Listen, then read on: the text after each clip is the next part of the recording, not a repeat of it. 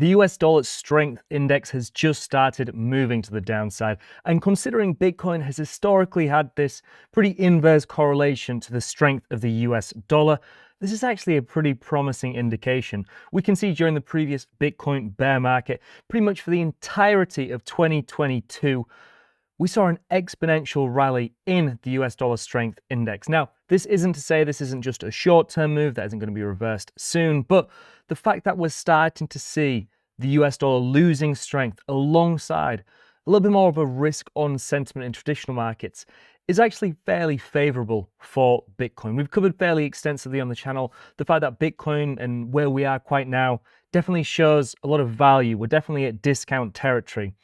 But the fact that we're now starting to see not just signs from within the Bitcoin space itself, but zooming out and looking at macroeconomic factors that support this is also pretty promising. But one thing that we really need to convincingly break before we can start getting too optimistic, a little bit too bullish, is to break above the short-term hold at realized price.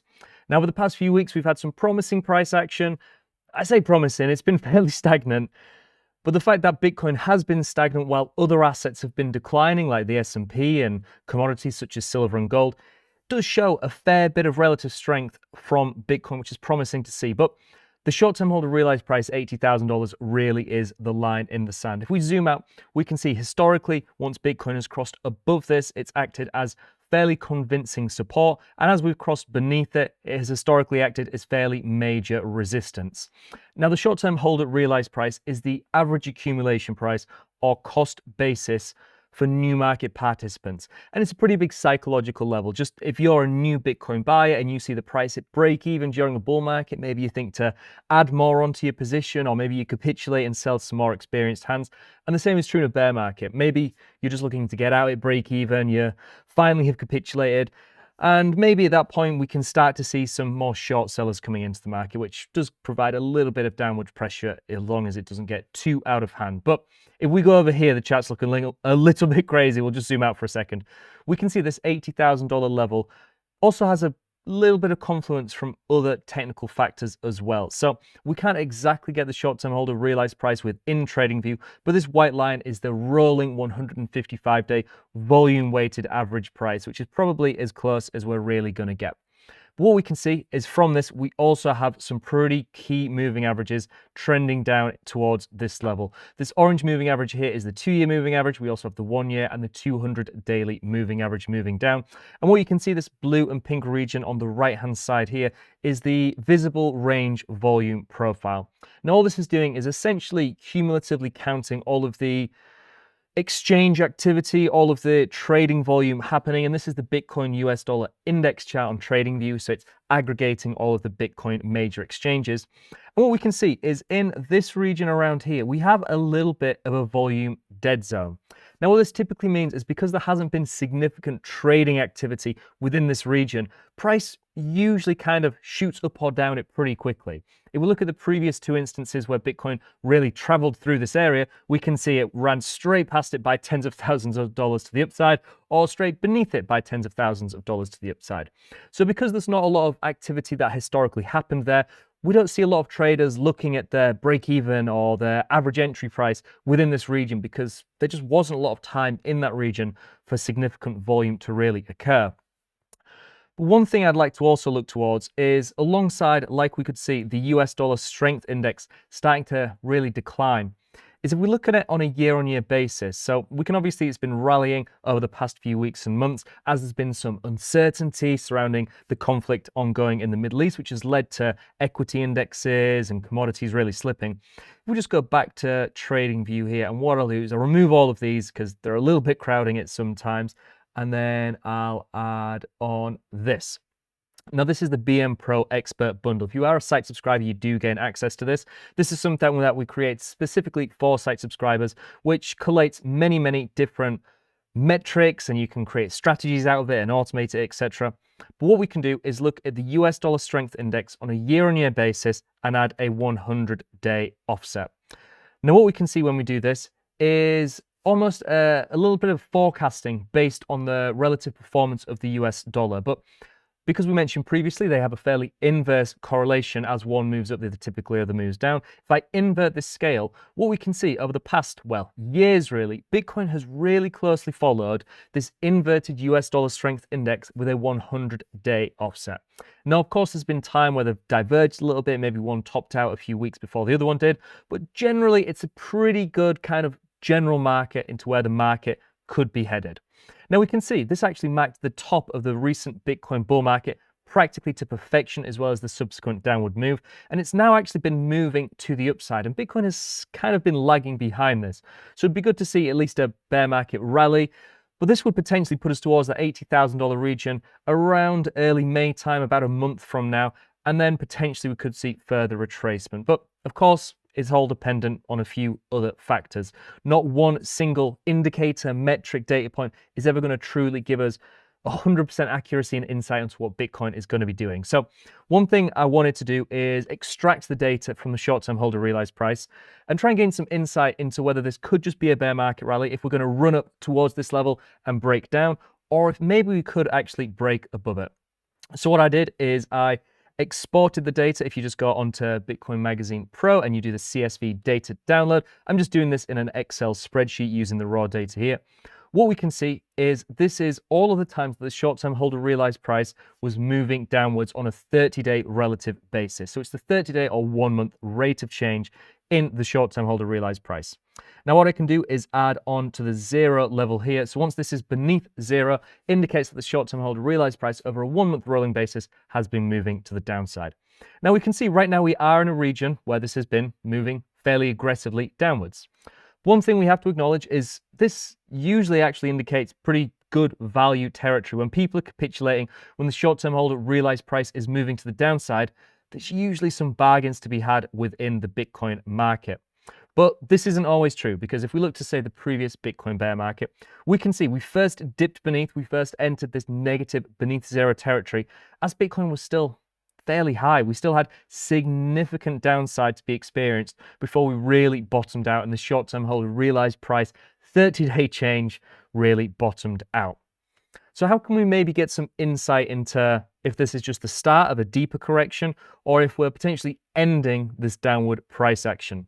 Well, of course, if we look to the macroeconomic factors, they're starting to look a little bit more positive. If we look to 2022, we can see during that time the US dollar strength index was rallying incredibly hard to the upside, and the high yield credit, which is essentially the risk appetite to higher yielding, riskier corporate bonds. Again, we can see that that was in a massive downtrend, which gave us some indications that even if Bitcoin was entering a phase of capitulation, is now the time to be contrarian? Well, maybe not, because we're still in the early stages of traditional market capitulation. And due to the fact that Bitcoin is still very much correlated to these US equity indexes specifically, it's worth taking note. But the fact that we're now starting to see the high yield credit spike does give it a little bit of promising indication that this could be a little bit closer to the end than it is to the start of the end. You know what I mean. If we look to the net unrealized profit and loss, I thought I'd take things one step further. We can see we've recently actually entered the optimism or anxiety phase of the cycle after dipping into this hope, fear region, I guess, during a Bitcoin bear market. But we can see there's been a bit of a trend to the upside in this metric. It's not necessarily reached deep capitulation territory every single time. In fact, it's pointing towards potentially not even reaching capitulation territory within this Bitcoin bear market. So how do we actually calculate the net unrealized profit and loss? Can we almost work backwards to figure out at what point we may be looking towards a Bitcoin bottom based on the historic data? Well, the net unrealized profit and loss is derived from the realized price, which is very similar to the short-term holder realized price, but rather than looking at just new market participants, it's taking into account the average accumulation price of all network participants. Now, one thing that's really interesting is if we just zoom in, we can see that this does occasionally actually move down, and price doesn't need to be beneath this level.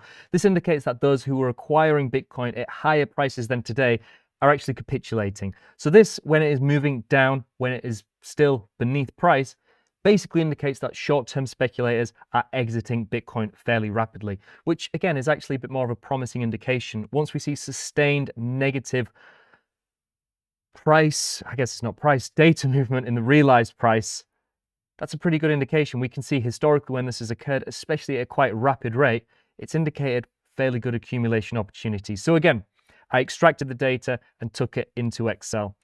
And what I'm going to do is look at where we comparatively are in terms of the 30-day rate of change in the realized price compared to historical comparative levels. Now, if I just draw this here, I didn't draw that quite as far as I wanted to, but it's about right. We can see the only instances historically where Bitcoin's realized price has been moving down as aggressively as it has done is pretty much at capitulation territories. Now, again, it wasn't the exact bottom of the 2022 bear cycle, but it was before we had many months of relief price action. It might have just touched it here, but again, this was after Bitcoin had a 50% retracement before we rebounded to new all-time highs. And then it's the COVID dump, the tail end of the 2018 into 2019 bear cycle, and then again, the tail end of the 2014, 2015 bear market. This is a very rare instance to be in such a phase of capitulation from a Bitcoin-specific supply and demand economics perspective, while the macroeconomic data is starting to look a little bit more positive. Now, just to tie all of this together, I'm going to go back to TradingView. And one thing that's been painfully obvious to anyone who's been in the market for some time is price has been pretty stagnant. We've been in this kind of $60,000 to $70,000 choppy region for some time now. But we're starting to again get some indications that this could be about to end. Now, this data point here is again within the expert bundle, and this is the squeeze potential. Now, what this is looking at is essentially Bitcoin's unrealized energy in terms of price movement, if you like. If you imagine a spring being pressed in, coiled in, it has a lot of potential energy. It has squeeze potential. Now, if we look at the Bitcoin funding rates, what we can see is there is growing short interest in Bitcoin. Even though we've already had a 50% retracement, we're seeing some of the most aggressive levels of shorting we've seen in recent history as Bitcoin has recently rebounded. So when we see this happening, we get squeeze potential, short squeeze potential. The more and more people betting on further Bitcoin downside price action leaves more open interest. And if we start moving to the upside, then these short positions will be liquidated, force closed. Now, to force close a short position, you have to buy Bitcoin because you essentially borrowed Bitcoin in order to short it, betting on further downside. So if we start to get some price movement to the upside, then we immediately get some liquidations and they're forced to buy Bitcoin, which rises the price. And then that causes more liquidations and we get this liquidation cascade to the upside. So the fact that we already have some fuel for the fire, if you like, we already have this potential alongside pretty low record volatility. If I just look onto this data here, this normal distribution curve, we can see that the 95th percentile of data on this, so less than 5% of days, or around 5% of days, I guess, whichever way you want to look at it, occur when the price or this data point is at 23.7. So what I'll do is I'll just add on to the chart here, 23.7, which is around there. I'm slightly off, but what I'll do is show where we currently are. So if I turn the labels on, we're at 23.8. So we are in this 95th percentile of low volatility, of squeeze potential. And again, previous instances where this occurred just prior to the major dip we had from above $80,000 to $60,000. Back here after we had some chopping and consolidation before we blew to a new all-time high. And then again, I don't think we've really seen this occur too much in this cycle. It's been a very rare instance.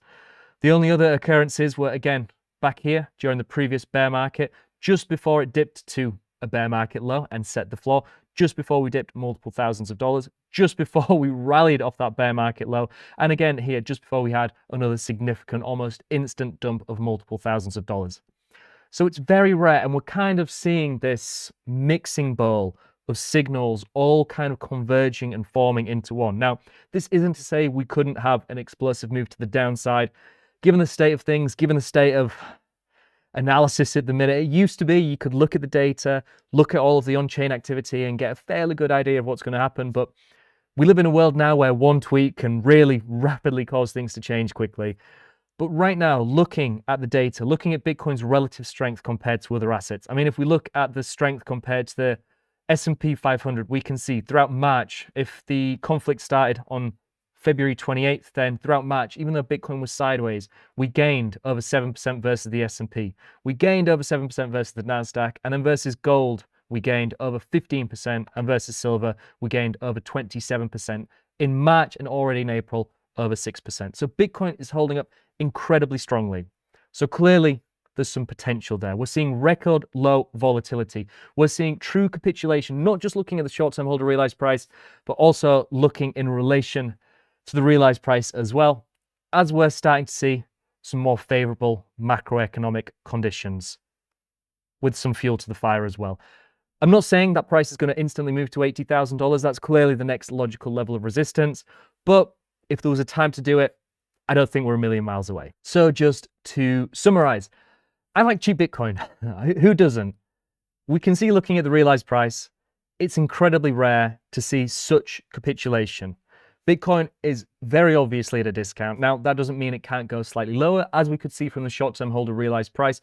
The other comparable instances in the 2022 bear market were after we had a big, massive blow-off move down to $20,000, and we did move $5,000 lower than that. We did set a lower low following that.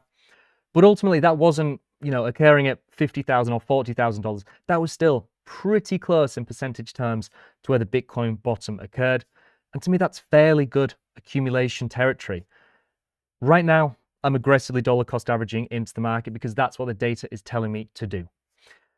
But if we look above, if we look ahead, we can see the short-term holder realized price is declining and approaching $80,000, which is clearly the key level Bitcoin will have to break to have any sustained positive price action. I don't think we break through first time. I actually think we can rally up to that level and have a little bit of chopping and consolidating. Maybe we can have some volatility to the upside briefly, but given the fact we've got that confluence of resistance from the volume range, the visible range volume profile, got there in the end, and some key moving averages also coming down, that's a lot of confluence of resistance. But if Bitcoin can come up to that level and start slowly chipping away at resistance, that's a pretty promising indication. And the fact that we're showing relative strength compared to other commodities and equity markets is, again, really promising to see after we've already seen major capitulation signals and we continue to see major accumulation by long-term holders, treasury companies, institutions, etc. It's pretty promising. But yeah, essentially what I just said, the short-term holder cost basis has historically acted as resistance during bear markets, so we can't be certain it's going to break through. But the fact that we are seeing all of this alongside more and more favorable macroeconomic conditions is pretty promising. And the fact that we have seen such considerable compression in price action as open interest has really rapidly been rising does put us in that 95th percentile of squeeze potential. So this period of chop just isn't going to last much longer. Maybe another few days, maybe another week or two, but at some point we are going to have a big volatile move for Bitcoin. And at least from my perspective, weighing up the probabilities, looking at the data, I think the more likely outcome is to the upside. So I hope you all enjoyed this video. I hope you enjoyed the content we've been putting out recently. And if you did like it, then why not consider becoming a site subscriber to get access to industry reports that we write every single week, TradingView indicators that we covered today, API access so you can do the type of analysis that I did in Excel. You can do the CSV data downloads as well. You also get indicator alerts, the net unrealized profit and loss reaching that upper territory. I only really knew about that because I got an alert about it. I didn't even have to check every single chart on site. I just look at my emails every few days or so and I figure out what's going on. But as I said, thank you all very much for watching. If you like this content, then again, let me know in the comments below and on social media, and I'll see you in the next one.